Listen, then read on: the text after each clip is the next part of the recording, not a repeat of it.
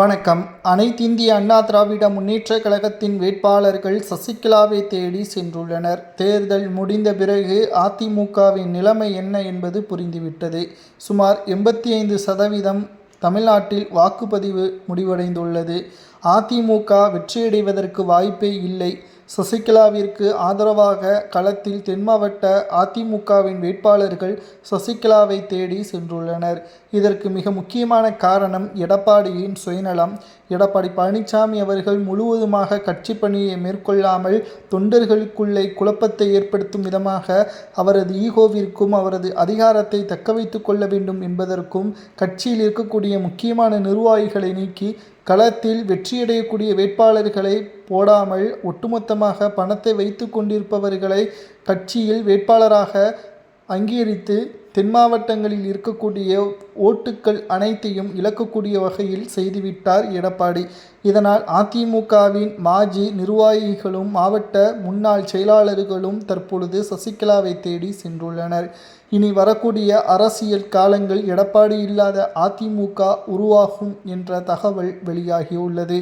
சசிகலாவின் புதிய கட்சிதான் இனி வரக்கூடிய வருடங்களில் பிரதான கட்சியாக எதிர்க்கட்சியாகவும் ஆளும் கட்சியாகவும் உருமாறும் என்ற தகவலும் கிடைக்கப்பெற்றுள்ளது.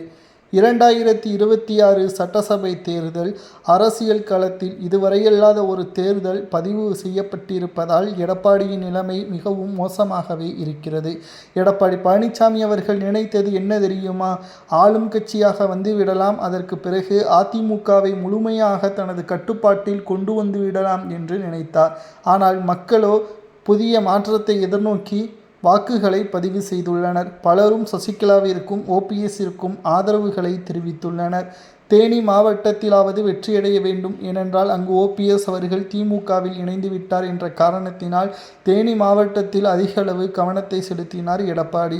ஆனால் அங்கேயும் தோல்வியை தான் தழுவக்கூடிய வகையில் ஓபிஎஸ்ஸிற்கு ஆதரவாக திமுகவின் தொண்டர்களும் அதே சமயம் அதிமுகவின் உண்மையான தொண்டர்களும் ஓபிஎஸ்ஸின் பக்கமே சென்றுள்ளனர். இதனால் எதிர்பாராத பல திருப்பங்கள் எடப்பாடிக்கு நடந்துள்ளது.